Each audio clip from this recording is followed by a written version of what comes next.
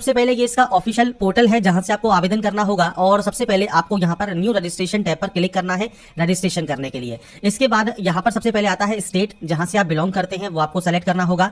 इसके बाद आता है आपकी पर्सनल जानकारी जिसमें सबसे पहले यहां पर आप एंटर करेंगे आपका पूरा नाम जो कि मैट्रिकुलेशन मार्कशीट के अकॉर्डिंग रहेगा। डिवीजन आप इनमें से जो भी सेलेक्ट करना चाहें वो आप सेलेक्ट कर सकते हैं। इसके बाद कम्युनिटी ऑप्शन है, आपकी कम्युनिटी ओबीसी है, एससी या एसटी है वो आप यहां से सेलेक्ट कर सकते हैं।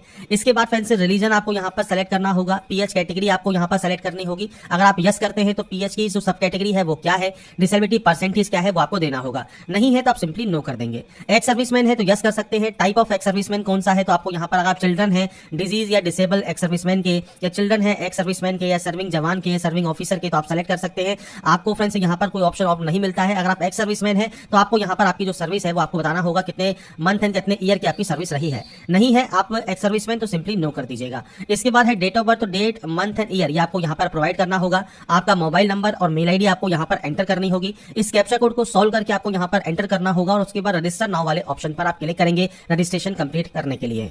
इसके बाद फ्रेंड्स आपका देखिए जो रजिस्ट्रेशन है वो कंप्लीट हो जाएगा और रजिस्ट्रेशन कंप्लीट होने के बाद आपका जो रजिस्ट्रेशन नंबर है पासवर्ड है वो आपको सेंड कर दिया जाएगा। आपको आपके रजिस्ट्रेशन नंबर एंड पासवर्ड के साथ यहां पर आप लॉगिन करना होगा फॉर्म को अप्लाई करने के लिए। अब यहाँ पर फ्रेंड्स देखिए आपका जो फॉर्म है वो अब आपका स्टार्ट हो जाता है। सबसे पहले आपकी पर्सनल जानकारी है तो अपना जेंडर सेलेक्ट कीजिएगा। आपका फादर नेम आपको देना है, आपका आधार कार्ड नंबर आपको देना होगा। इसके बाद नेशनलिटी आपको सेलेक्ट करनी है। आइडेंटिफिकेशन मार्क जैसे कोई कट का निशान है, कोई मोल है, कोई बर्न का निशान है आपके चेहरे पर हो, हाथ पर हो या पैर पर हो जो कि विजिबल हो वो आप यहाँ पर एंटर कर सकते हैं। नहीं है मान लीजिए तो आप यहाँ पर सिंपली नो मार्क की एंट्री कर सकते हैं दोनों में ही। इसके बाद आता है एड्रेस। एड्रेस आपको आपके अकॉर्डिंग फिल करना होता है। ये आपका परमानेंट एड्रेस है जहां के आपके डॉक्यूमेंट्स है, पूरा एड्रेस दीजिएगा। इसके बाद स्टेट कौन सा है, डिस्ट्रिक्ट कौन सा है, पिन कोड क्या है ये आपको देना है। यहाँ पर है प्रेजेंट। अब या तो ये अलग अलग होंगे तो आप अलग अलग एंट्री कर सकते हैं। अगर ये सेम है तो आप सेम पर क्लिक कर दीजिएगा, ये ऑटोमेटिक यहाँ पर कॉपी हो जाएगा। तो एड्रेस आपके अकॉर्डिंग आप एंटर करेंगे। इसके बाद आता है आपकी क्वालिफिकेशन। सबसे पहले आता है 10th। अब 10th में फ्रेंड्स यहाँ पर आपको देना है सबसे पहले ईयर ऑफ पासिंग। आपने जब भी आपने 10th पास की है आप उसकी जानकारी देंगे। आपके बोर्ड का पूरा नाम आपको देना होगा। यहाँ पर मार्किंग सिस्टम है तो मार्किंग सीजीपी है तो सीजीपी आपको यहाँ पर एंटर करना होगा। तो सीजीपी अगर आप यहाँ पर मान लीजिए एंटर करते हैं तो आपको यहाँ पर जो परसेंटेज है वो आपकी कैलकुलेट होकर ऑटोमेटिक यहाँ पर आ जाती है।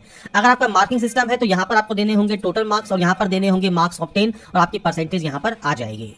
इसके बाद फ्रेंड्स यहाँ पर आपका मार्कशीट नंबर आपको देना होगा और यहाँ पर फ्रेंड्स आपसे कहा गया है स्कैन कॉपी ऑफ मार्कशीट आपको इंक्लोज करनी है। 50 से 150 केबी में आप पीडीएफ फॉर्मेट में अपलोड करेंगे। अगर आपको पीडीएफ फॉर्मेट में मान लीजिए आपके पास नहीं है तो आप गूगल पर जाइएगा, गूगल पर जेपीजी टू पीडीएफ सर्च कीजिएगा। आपको बहुत सारे सॉफ्टवेयर और ऑनलाइन टूल्स मिल जाएंगे, उसमें से आप अपने कोई भी आप यहाँ पर टूल यूज करके जेपीजी से आप उसे पीडीएफ में कन्वर्ट कर सकते हैं। और ध्यान रखिएगा कॉपी स्कैन कॉपी ही अपलोड कीजिएगा, फोटो आप क्लिक करके यहाँ पर अपलोड ना कीजिएगा जिससे फ्रेंड्स आपके फॉर्म रिजेक्ट ना हो, क्योंकि जो आपकी मेरिट लिस्ट बनेगी वो फ्रेंड्स आपकी मार्कशीट पे जो परसेंटेज मेंशन है उसके अकॉर्डिंग ही बनने वाली है। इसलिए अपने पास जो है, और आप अगर कोई और फॉर्म भी फिल करते हैं तो वहां पर भी डॉक्यूमेंट्स रिक्वायर्ड होते हैं, तो एक बार अपने स्कैन करवा के अपने पास कंप्यूटर पर आप सेव करके रख सकते हैं और उसके बाद स्कैन कॉपी मार्कशीट की आप यहां पर अपलोड कर देंगे। तो और उसके अलावा जो भी गाइडलाइंस है वो आप चाहे तो नोटिफिकेशन को और ध्यान से रीड आउट करके उसके बाद यहां पर डाटा को अपलोड कर सकते हैं। ऐसे ही टेक्निकल की बात करें तो यहां पर ट्रेड आपको सेलेक्ट करना होगा। इसके बाद आपको यहां per year of passing select करना होगा।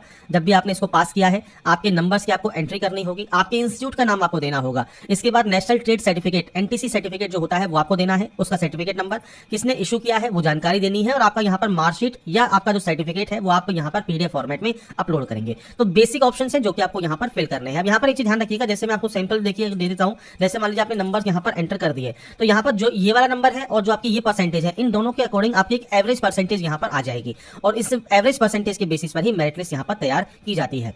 इसके बाद है फ्रेंड्स डॉक्यूमेंट अपलोड। सबसे पहले कास्ट सर्टिफिकेट आपको अपलोड करना है, ये भी पीडीएफ फॉर्मेट में रहेगा। सेंट्रल गवर्नमेंट का कास्ट सर्टिफिकेट आप अपलोड कीजिएगा 50 से 150 केबी में। इसके बाद है फोटोग्राफ सिग्नेचर, तो सबसे पहले 20 से 70 केबी में आपका यहाँ पर फोटोग्राफ अपलोड होगा। आपका जो सिग्नेचर है 10 से 30 केबी में होगा और यहाँ पर आएगा लेफ्ट थंब इंप्रेशन जिसका साइज भी 10 से 30 केबी रहना चाहिए। तो यहाँ पर फ्रेंड्स ब्राउज पर क्लिक करने के बाद जब आप फाइल को सेलेक्ट करेंगे तो देखिए आपको यहाँ पर प्रीव्यू देखने को मिल जाएगा। प्रीव्यू से सेटिस्फाई होने के बाद आपको यहाँ पर डिक्लेयर करना है और डिक्लेयर करने के बाद आपको यहाँ पर एक ऑप्शन मिलता है अपडेट नाउ का, आप यहाँ से इसे अपडेट कर देंगे। इसके बाद फ्रेंड्स जब आप अपडेट कर देते हैं, अपडेट करने के बाद लास्ट टाइम आपकी पेमेंट का है तो आपको यहाँ पर पेमेंट करना होगा क्रेडिट कार्ड के माध्यम से, डेबिट कार्ड के माध्यम से, नेट बैंकिंग के माध्यम से, क्यूआर कोड के माध्यम से या यूपीआई के माध्यम से भी अगर आप करना चाहें तो आप अपने अकॉर्डिंग पेमेंट यहाँ पर कर सकते हैं। तो यहाँ पर फ्रेंड्स देखिए आपको यूपीआई का जो आपका आईडी है वो आपको यहाँ पर देना होगा और उसके बाद आपको यहाँ पर इस ऑप्शन पर क्लिक करना होगा और आप अपना जो पेमेंट है वो कंफर्म कर पाएंगे। इसके अलावा अगर फ्रेंड्स आप यहाँ पर क्यूआर कोड यूज करना चाहते हैं तो भारत क्यूआर के नाम से एक ऑप्शन आपको मिलता है, आप इस ऑप्शन पर क्लिक करेंगे और इसके बाद आपके सामने यहाँ पर देखिए क्यूआर कोड आ जाएगा, आप सिंपली इसे स्कैन कर सकते हैं और इस क्यूआर कोड को स्कैन करने के बाद जो आपका पेमेंट है वो आप कंप्लीट कर सकते हैं और उसके बाद आपकी जो प्रोसेस है वो कंप्लीट यहाँ पर हो जाएगी। तो यहाँ पर फ्रेंड्स आपके रेलवे आरआरसी ईसीआर का जो ऑनलाइन फॉर्म है अप्रेंटिसशिप का वो आप कैसे अप्लाई कर सकते हैं उसकी जानकारी मैंने आपको प्रोवाइड कर दी है। बाकी की जानकारी आप इसकी ऑफिशियल वेबसाइट पर जाकर साथ में नोट